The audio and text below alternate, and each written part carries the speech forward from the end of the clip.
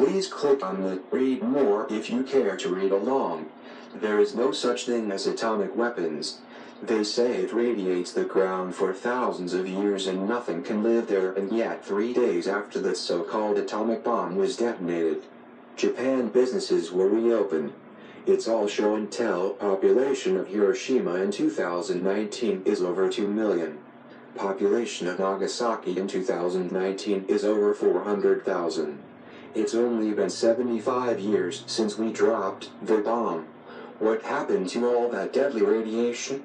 Why didn't the Japanese engage the Enola Gay or Bockscar, the B-29s, and how did the US know that they wouldn't? Of course we've all seen the burn victims, but was their hair and fingernails falling off? Were they throwing up? No, there were no signs of radiation poisoning.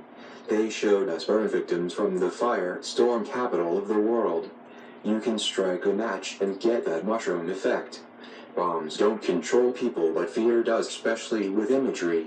On some of the iconic images you can tell that it's a cut and paste job. Think of how real the explosions looked on the movie The Day After, but you know that they're not real. All of these insane war whores with nothing but control and power on their minds, and after 75 years of insanity nobody has pushed the button. Hundreds on unaccounted for bombs, and no one is using them. All those broken arrows and nukes that was up for grabs, then the Soviet Union dissolved, all those nuclear power plants and nuclear submarine mishaps. Everybody's got or can easily get at a price nuclear bombs, missiles and motors.